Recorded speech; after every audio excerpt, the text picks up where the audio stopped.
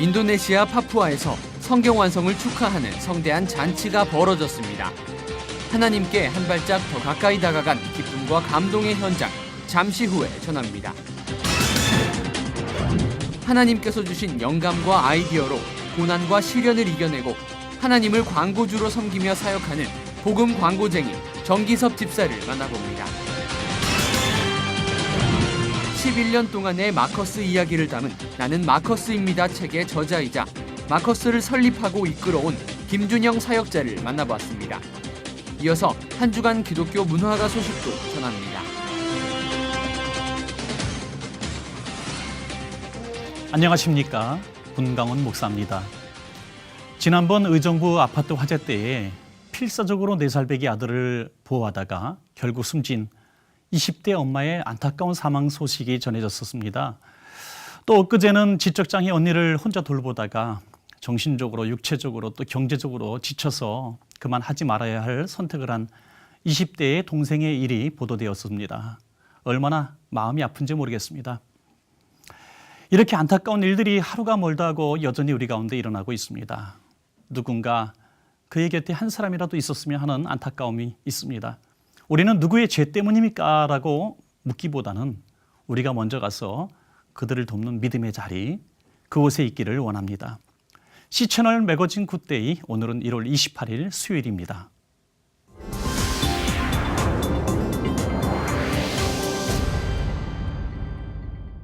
인도네시아에서 성대한 잔치가 있었다고 합니다. 현지어로 된 성경이 완성되었기 때문이라고 하는데요. 얼마나 기쁜 소식인지 모르겠습니다. 자신들의 언어로 마음껏 성경을 읽을 수 있게 된 인도네시아 파푸아족의 이야기 지금부터 전해드리겠습니다.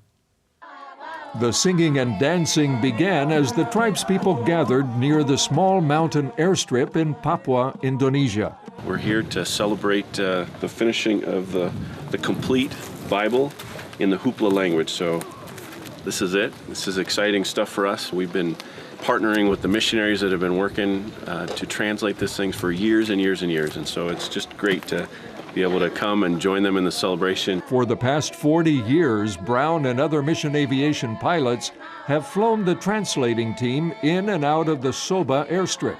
One frequent passenger was Sue Trenier, an Irish missionary. She helped Christian tribesmen translate the Old Testament. We're sitting here on the top of the Soba airstrip, where the first plane landed here in 1968. Most of the Hupla tribe of 3,000 people are busy digging pits to cook these pigs. They'll be having services, they'll be praising God, they're singing. There's all different groups from different churches. So all we're seeing here is like a Hupla tribal party.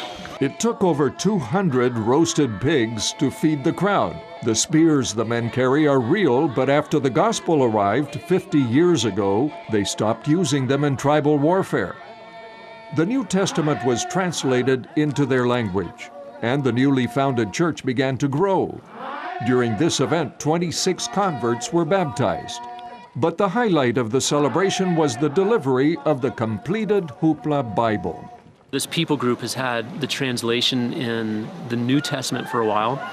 And what really makes this dedication today unique is that it completes the story. It's the Old Testament. I get excited thinking about what it's going to be like for them to see God's story of salvation that begins in Genesis. The first Bibles were given to a young man representing the youth, to a woman to stand for all women, and to an older man, recognizing those who had waited many years for the entire Bible in their language. Kenuel is a son of one of the translators. Nasihat tadi pagi. Our leader this morning that got the box of Bibles that had come to where we were sleeping. We had a special time of devotions together, opening the Bibles.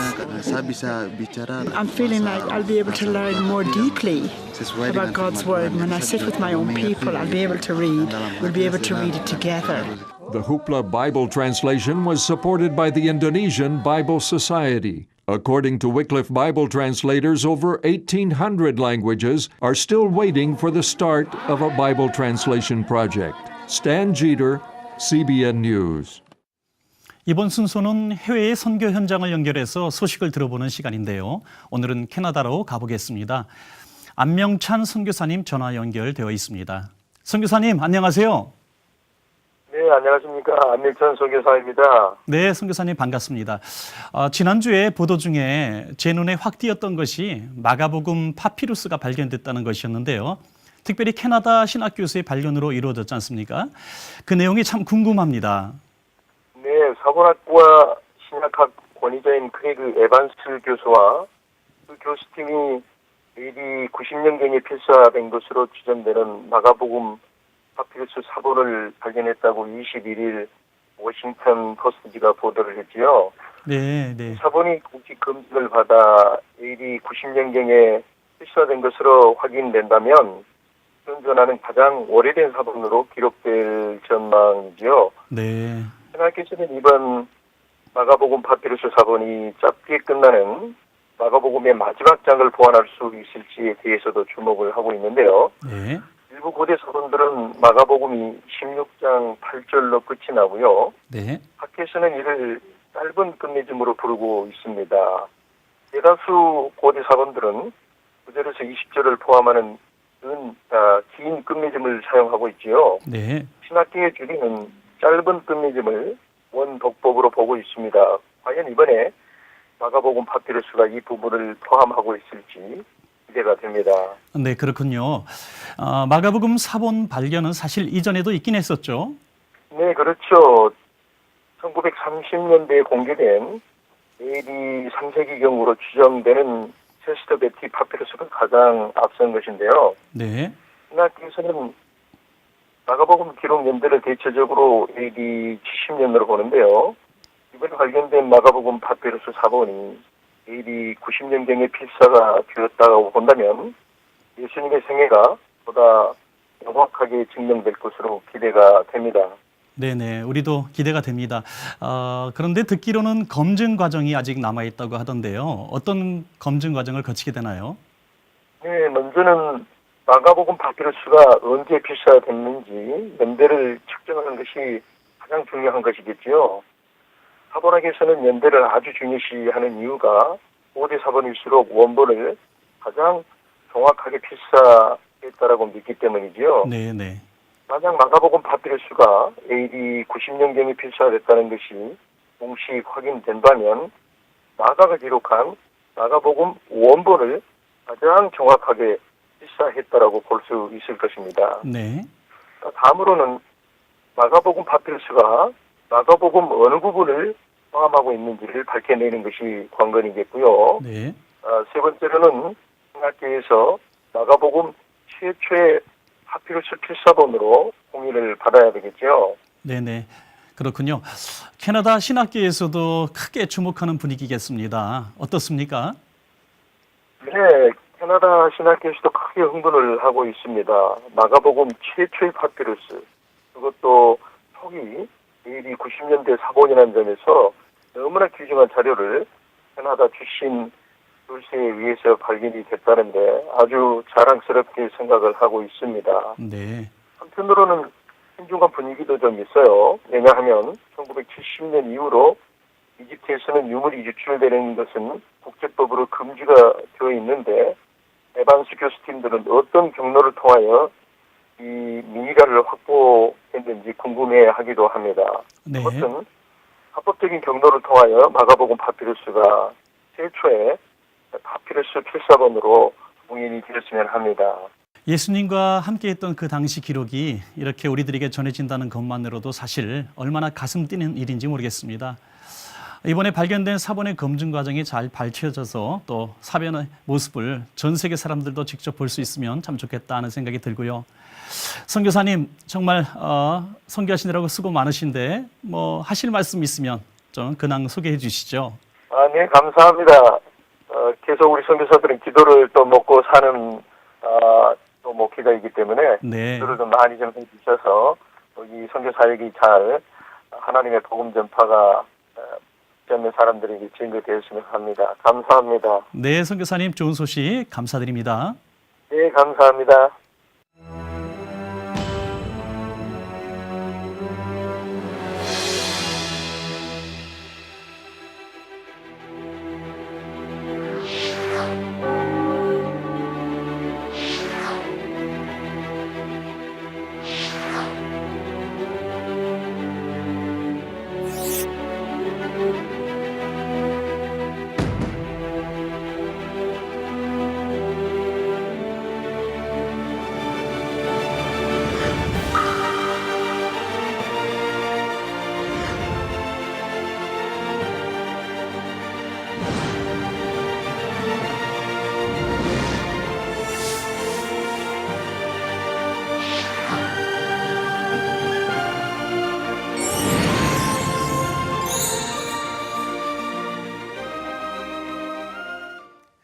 촌철살인이라는 말이 있습니다.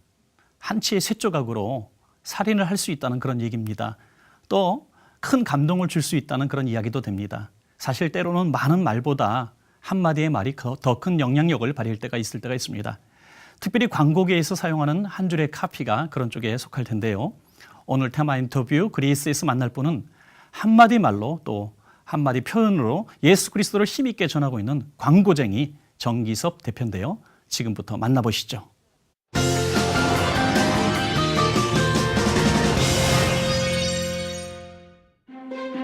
때로는 단 한 줄로 전하는 강력한 메시지, 복음을 위한, 복음에 의한 광고가 한자리에 모였습니다. 기업들이 사활을 걸고 기업 제품을 홍보하듯 오직 복음을 전하기 위해 마련된 복음 광고 전시회. 올해도 어김없이 열렸습니다. 네, 안녕하세요.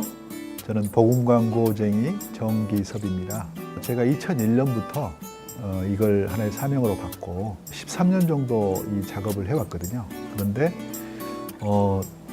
자비량으로 이런 일을 해오다 보니까 원래는 이제 광고라고 하는 것이 널리 알려야 되는데 그럴 수 있는 여건이 안 되다 보니까 제가 전시회를 해야겠구나. 그래서 2013년도에 청아람에서 첫 전시회를 2월 달에 하게 됐죠. 그런데 그게 연결이 돼서 여기까지 오게 됐는데요. 작년 6월, 7월은 유럽에서 복음광고 세계 최초로 복음광고 전시회를 하게 됐습니다. 스스로를 복음 광고쟁이라고 부르는 정기섭 대표. 그가 이 일에 뛰어든 건 고통의 막다른 길에서 만난 하나님 때문이었습니다. 제가 사업을 망하고 사업이 망해서 자살을 해야겠다. 그런 생각을 하게 됐는데 어디에서 죽어야 되나 그걸 생각해 보니까 제가 광고인인데 광고인에게는 성지와 같은 프랑스 칸느 광고제를 주목하게 됐어요. 그래서 제 마지막 작품을 프랑스 칸느에 출품을 하고 저는 이제 생을 마감하려고 했었는데 그 자리에서 예수 광고를 보게 됐습니다. 신은 죽었다.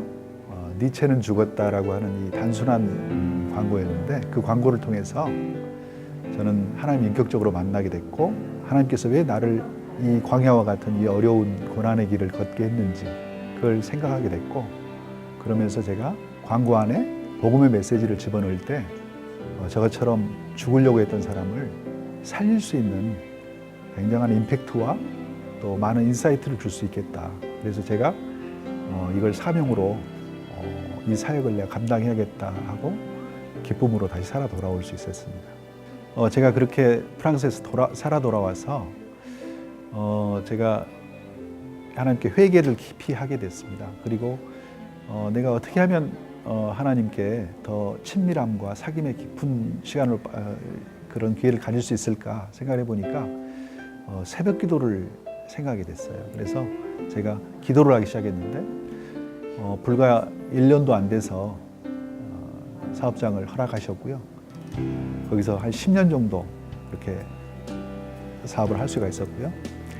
거기에서 또 제가 프랑스 칸느에서 사명을 받았던 그 작품을 만들려고 하는데 그런 영적인 작품은 세상적인 상업 광고로 만들었던 그런 테크닉으로는 안 되는 거예요. 오늘이 마감일인데 제가 그때까지도 하나님께서 그 아이디어를 주시지 않으셨어요. 그래서 제가 기도가 뭐가 문제 있나라고 생각을 해보니까 간절하게 기도하는 것이 부족했구나.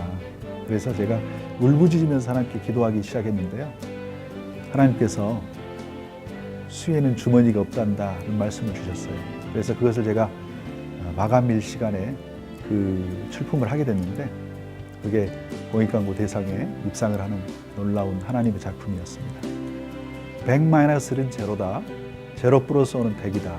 결국은 하나님 한 분이 없으면 아무것도 아니고 하나님 한 분이면 충분하다고 하는 메시지입니다. 어처구니가 없습니다라고 하는 광고가 기억나는데요. 우리 크리스찬에게 사랑이 없다면 어처구니 없는 일이다라고 하는 아주 촌철살인의 그런 메시지로 했을 때 많은 분들이 감동을 얻었고요. 사명으로 다가온 복음 광고. 하늘의 영감으로 만든 작품마다 놀라운 은혜가 있었고 그것은 또 다른 생명을 살리는 하나님의 위대한 일이 됐습니다.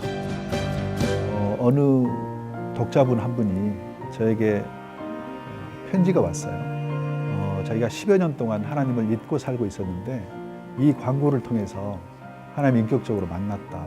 그래서 내가 너무 나 같은 죄인을 하나님께서 받아줄 줄 모르겠다. 하지만 내가 다음 주에 꼭 내가 교회를 나가서 하나님을 영접하겠다라고 하는 그 고백을 들었을 때 그래도 정말 보람을 느꼈고요. 우울증과 자살을 하려고 하는 그런 패친 양분이 계셨는데 이분이 이 작품을 통해서 내가 회복이 됐다. 왜 나만 겪는 고난이냐고 원망을 했었는데 하나님께 고난이 축복이다라는 것을 깨닫게 됐다라고 하는 메시지로 감동이 됐다라고 이야기를 들었습니다. 죽음의 문턱에서 살리시고 주님이 보게 하신 일들, 그건 사명이었습니다. 고난의 십자가죠. 정말 다 버리고 나의 십자가를 따르라고 하는 예수님의 그 말씀처럼 정말 너무도 힘든 이 사역이었습니다. 그렇더라도 제가 확신을 가졌거든요. 이 시대에 이런 좋은 툴이 없다.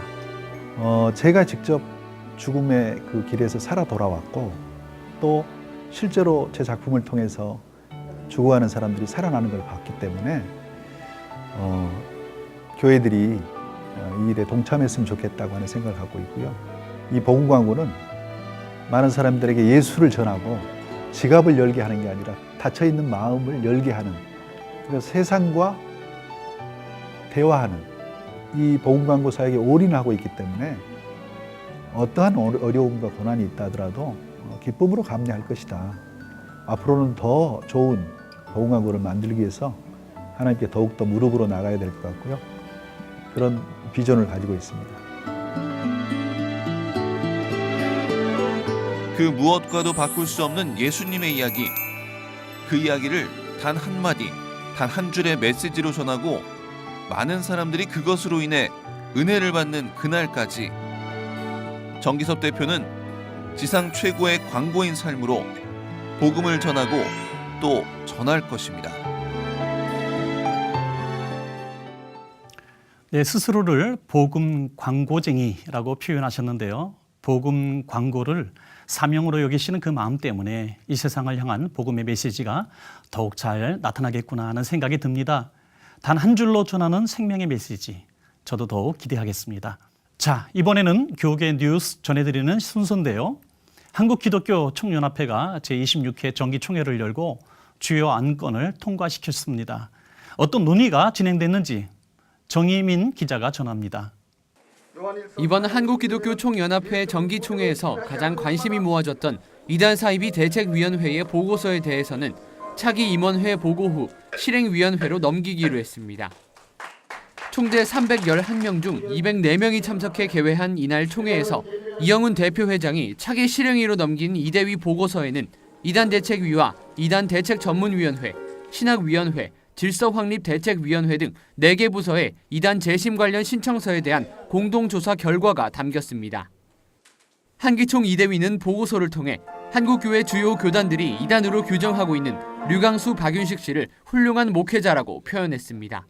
그러면서 류강수 박윤식 씨에 대한 이단 해제 결과에 대해 세 차례 이의제기 신청을 받았지만 이의제기가 없었다고 전했습니다. 그러면서 이단 관련 재심을 신청한 7개 교단과 단체의 이의제기를 대부분 기각했습니다. 보고서에서 이대위는 지난해 이단 해제 재심을 신청한 한국교회연합에 대해서 한기총을 무단 이탈한 단체라고 정의했습니다. 또 172인 교수들의 재심 신청서에 대해서는 허무맹랑한 괴문서에 불과하다고 하는 등 7개 교단과 단체의 이의 제기에 대해 전혀 가치가 없다고 밝혔습니다. 총회를 마치기 전 한기총은 제26회 총회 선언문을 발표했습니다. 선언문에는 한국교회의 영적 지도력 회복과 연합하는 일에 매진하겠다고 밝혔습니다. 또 이단 사이비 문제에 대해 적극 대처하겠다고 선언했습니다. 이단 사이비 문제에 적극적으로 대처하겠습니다. 아멘. 정기총회 개회에 앞서 한국기독교총연합회 이영훈 대표회장은 인사말을 통해 최근 자신과 관련된 논란을 음해라며 일축했습니다. 문화체육관광부에 제출한 정관개정 승인 신청서를 다시 찾아온 것은 내용 확인을 위한 것이었으며 확인 결과 중요한 내용이 빠져 있었고 이를 수정해 재접수한 이후 승인됐다고 설명했습니다. WCC에 관련된 논란에 대해서는 과거 교회협의 변화를 위해 조용기 목사의 뜻에 따라 가입한 것이었으며 대표 회장은 순번에 따른 것이었다고 설명했습니다. 이런 악성 루머를 퍼뜨리는 그러한 모든 누구든지 간에 바로 잡도록 우리 한국 교회에서 잘못된 것을 퍼뜨리는 그러한 잘못은 우리가 엄단에 쳐야 된다고 생각합니다. 그러면서 과거 홍대철 목사의 신앙 노선을 그대로 따르겠다고 밝힌 것 그대로 앞으로 한기총의 신앙 노선을 지켜갈 것이라고 말하면서 이는 한기총 일각에서 일고 있는 대표회장 흔들기설에 대한 논란을 일축하기 위한 것으로 분석됩니다. C채널 뉴스 정의민입니다. 대한예수교 장로회 합동총회 세계선교회가 세계 선교센터 입당 예배를 갖고 선교에 대한 열정을 더욱 고취시키기로 했습니다. 이어서 유성훈 기자가 전해드리겠습니다. 대한예수교 장로회 총회 세계 선교회 GMS 선교센터 예배당이 새로운 모습으로 재건축됐습니다. 기존 예배당이 지난해 5월 철거되고 7월에 착공해 5개월의 공사 기간을 거쳐 연면적 393제곱미터 규모로 다시 지어진 것입니다. GMS 센터 예배당 입당을 감사하고 축하하기 위해 예장합동 총회장 백남선 목사를 비롯해 김재호 GMS 이사장과 GMS 임원, 성도 등 200여 명이 참석한 가운데 예배가 열렸습니다. 복된 명단이라는 제목으로 설교를 전한 백남선 총회장은 예배는 축복의 지름길이라며 예수님 믿는 일과 성전 짓는 것, 예배 등 하나님의 일은 즐거움으로 해야 한다고 강조했습니다. 우리가 예수 믿는 일에 하나님 일에 생명을 걸면 우리 하나님 기뻐하고 쓰임받고 축복의 사람 되는 줄로 믿습니다. 경기도 화성시에 위치한 GMS 선교센터는 선교사 후보생들의 훈련 과정을 담당하는 훈련원과 부대 시설 등이 있는 곳입니다. 예배와 선교사 임명식 등이 진행되는 예배당은 건축한 지 30년이 넘어 그동안 불편이 많았습니다. GMS는 이번 예배당 신축으로 수많은 선교사 훈련생들이 영성을 충전하길 기대하고 있습니다. 또한 현재 100개국 2,300여 명의 GMS 선교사들이 선교센터에서 의미 있는 안식년을 보낼 수 있길 바라고 있습니다. 특히 GMS는 화성 지역의 다문화 가정들이 편안하게 예배드릴 수 있도록 예배당을 개방할 예정입니다. 이 화성 지역에 약 한 2만 6천여 명의 우리 다문화 민족 이제 사랑 형제들이 들어와 있습니다. 이분들이 이곳에서 예배를 드릴 수 있도록 우리가 개방을 하려고 합니다. GMS는 선교센터 예배당 건축을 통해 선교사들의 훈련과 재충전뿐 아니라 다문화 선교의 구심점과 한국 선교의 허브 역할을 해나간다는 계획입니다. C채널 뉴스 유성훈입니다.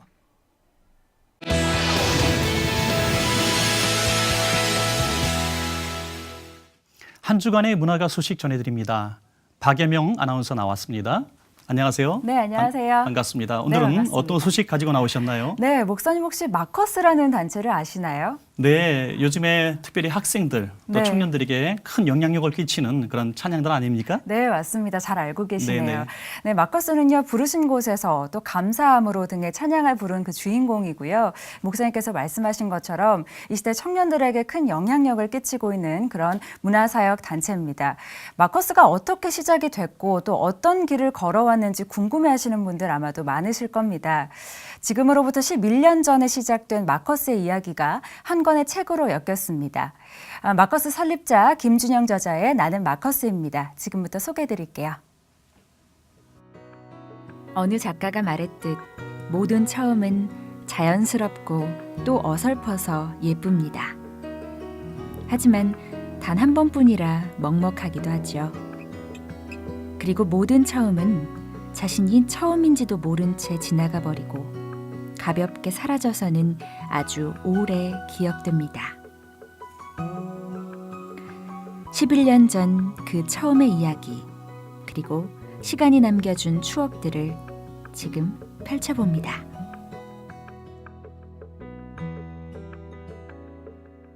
(20년) 정도 제가 사역을 해왔는데요. 거기 안에 이제 간증의 내용들이고요. 제가 어떻게 사역자를 부르심 받았고 또 지금까지 어떤 사역의 삶을 살아왔는가에 대한 그게 이제 큰 줄기로 돼 있고요. 가장 거기에서 또 이제 메인 내용은 마커스로서 이제 살아온 삶이겠죠. 그래서 마커스로 부르심 받고 또 마커스 사역을 해왔던 10년 동안 내 사역의 삶들을 좀 정리하면서 많은 분들이 마커스에 대해서 좀 궁금해하시던 내용들이 있어요. 마커스는 어떻게 훈련받고 마커스는 어떤 마인드로 사역을 해왔으며 또 정말로 마커스가 가지고 있는 방향성이 무엇인가 뭐 이런저런 내용들을 좀 같이 좀 중요하게 좀 담은 내용들의 책입니다. 모든 처음에는 설렘과 두려움이 공존하기 마련이죠. 하지만 용기란 두려움보다 더 소중한 것이 있다는 것을 아는 것. 평범한 직장인이었던 김준영 저자는 어느 날 그 소중한 것, 바로 부르심에 순종하겠다는 용기를 냈고 그것은 마커스의 시작이 됐습니다. 어느 날 이제 제가 직장 생활을 하다가 집에 가는 길에 하나님으로부터 콜링을 받았습니다. 그게 이제 2002년 11월 27일인데 그때 하나님께서 저에게 이제 새로운 일을 시키시겠다라고 하면서 준비하라고 하셨던 이제 그 첫 부르심이 바로 이제 마커스의 첫 시작이었던 거죠. 특정 교회나 단체가 아닌 개인에서부터 시작된 마커스. 창립 멤버 5명을 시작으로 한 사람 한 사람이 각자 평신도 문화사역자가 되어 활동을 시작했는데요. 이 과정에서 저자는 성경에서 발견한 본질과 가치들을 새로운 패러다임으로 제시하고 적용하기 시작했습니다. 하나님이 이제 저에게 이 사역을 할 수 있는 방법을 알려주겠다라고 말씀하셨고 되게 좋았죠. 뭘까 했는데 그때 딱 연합이다라고 딱 그 한마디를 하셨거든요. 그래서 제가 2가지로 잡았었죠. 일단 마커스라는 공동체도 가족이라는 마인드로 연합하는 단체로 간다. 그리고 또 하나 지금 이제 와서 한 것은 모든 사역을 연합을 통해서 이루어간다는 것이죠. 여태까지는 모든 단체가 그 단체가 멤버들로만 이제 여러 가지 사역들을 해왔는데 어떻게 보면 마커스도 저희 안에서 저희 사역들을 저희 멤버들 안에서 하는 경우가 대부분이었겠지만 예배 모임 자체도 저희가 말씀 사역자들의 단체인 둘로스 선교회와 같이 연합해서 만들어가고 있거든요. 그래서 저희가 이제 신학을 전공하지 않았기 때문에 전문적인 말씀을 가르치고 말씀을 선포하는 영역은 둘로스가 그리고 또 저희는 좀 더 예술적인 영역, 문화적인 영역에서 기술적인 부분에 섬기고 평신도 사역자, 연합, 가족 공동체. 기존의 영향력 있는 단체들과는 조금 다른 방식과 마인드로 때로는 넘어지며 다시 일어서며 걸어온 지난 시간들. 마커스 사역이 여전히 진행형이라고 강조하는 저자는 이제 마커스의 사역을 멤버들에게 맡기고 다음 세대를 위한 가이더로서 네트워킹 활동을 시작했다고 말합니다. 제가 이제 문화사역을 가르치면서 항상 문화사역의 중심은 교회다라고 가르치거든요. 그러니까 이제 그 지역교회 교회들이 이제 좀 새롭게 변화돼야 되는 때가 이제 왔다고 생각합니다. 예전에는 이제 개교회가 모든 것을 다 하려고 했었거든요. 개교회가 선교도 하고 뭐도 하고 문화사역도 하고 그러다 보니까 덩치가 좀 커졌어야 되고 이제는 좀 그 시대가 변했기 때문에 여러 교회들이 함께 연합하여서 네트워크를 구축해서 그 지역을 섬기게 되는 것이고 또 많은 성도들도 개교회를 좀 넘어서서 어떤 자신의 가진 재능과 이런 부분들에서 세상을 섬길 때 세상에서 우리가 직업을 가지고 섬길 때 좀 더 그런 네트워크를 통해서 그런 일들을 하는 이제 그런 시대가 올 거라고 생각하거든요. 이제 교회가 그것을 준비해야 된다고 생각합니다. 부르신 곳에서 주님은 산 같아서를 비롯한 30여 곡의 작사가로도 알려진 김준영 저자. 어쩌면 그것은 단순한 노랫말이 아닌 하나님의 부르심에 순종하며 걸어간 믿음의 여정, 그 삶 자체였을지도 모릅니다. 글쎄요, 뭐 하나님이 사용하신 거겠죠. 이제 단지 제가 이제 마커스에서 강조했고 또 지금도 마커스 모든 저희 가족 멤버들이 마인드로 가지고 있는 것은 하나는 뭐냐면 지금 우리에게 주어진 어떤 여러 가지 환경들이나 또 여러 가지 영향력이 결과가 아니라는 거죠. 저희는 이제 그때그때마다 어떤 환경과 상황이 있던지 과정이라고 생각했습니다. 그래서 하나님의 방법으로 최선을 다해서 가다 보면 하나님이 이 다음을 만들어갈 과정이 아닌가. 그래서 지금 마커스에게 영향력을 주셨다는 것은 하나님이 이 다음 스텝에 무엇인가를 쓰기 위해서 저희를 이렇게 영향력을 주셨다고 생각하거든요.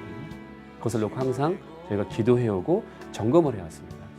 그게 어떻게 본다 그러면 마커스가 가진 힘이 아닐까라는 생각이 들거든요. 지금 이 순간에도 어딘가에는 주어진 자리에서 부르심에 순종하며 주님의 흔적을 새기고 살아가는 또 한 명의 마커스가 있을 것입니다. 그 한 사람에게 김준영 저자와 마커스는 오늘도 이렇게 말하고 있습니다. 연합하여 함께함이 기쁨입니다. 김준영 저자의 나는 마커스입니다 였습니다.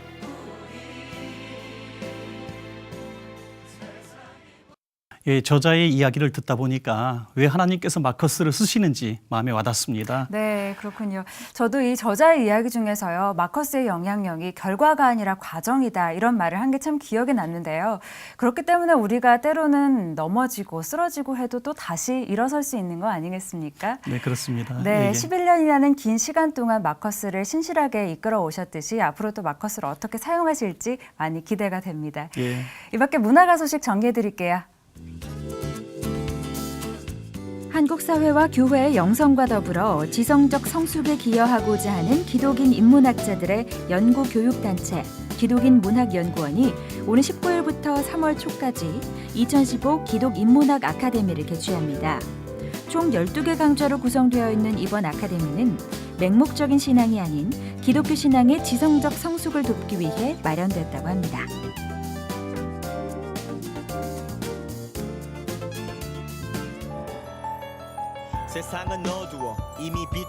힙합이라는 음악 장르로 하나님을 찬양하는 것이 가능한가에 대한 물음에서 출발한 한동대학교의 흑인음악 찬양사역단체 가츠 펠로우스가 두 번째 앨범을 발매했습니다.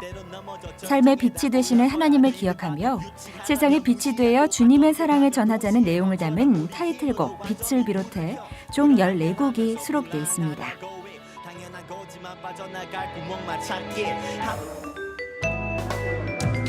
읽기만 했던 성경을 직접 보고 듣고 체험할 수 있는 전시회 렛츠 바이블 더 메시아가 개관했습니다. 이에 앞서 개관 감사 예배가 드려졌는데요. 특히 이번 전시회는 한국교회 선교 130주년을 맞이해 한국교회 재부흥을 위한 프로젝트의 일환으로 계획돼 그 의미가 더 크다고 합니다. 렛츠 바이블 전시회는 한남동 블루스퀘어에서 펼쳐집니다.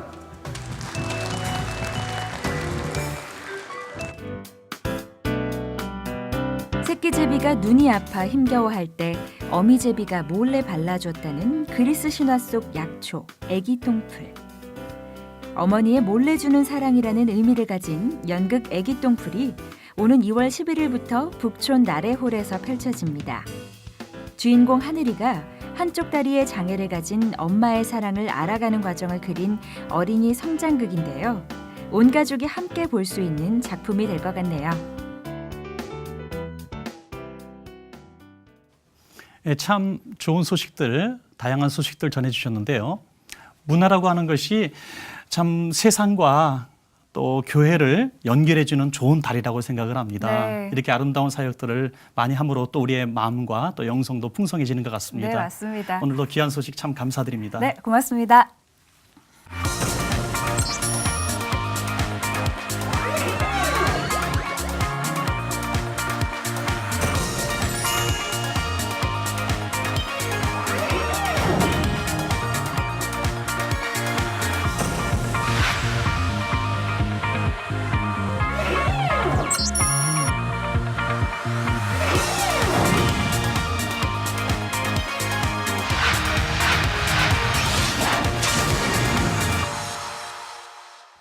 C채널 매거진 굿데이는 누구나 참여하실 수 있습니다. 아래 전화번호와 이메일로 언제든지 연락 주시기 바랍니다. 인터넷 검색창에 C채널이라고 쓰시면 저희 방송을 다시 보실 수도 있으니까요. 꼭 확인해 보시기 바랍니다. 앞서 나는 마커스입니다 라는 책을 소개해드렸는데요.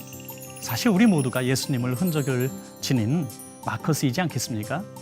오늘도 우리 삶에 주님의 흔적을 나타내는 복된 하루 되시기 바랍니다. 저는 여기서 인사드리고 다음 시간에 찾아뵙겠습니다. 여러분 고맙습니다.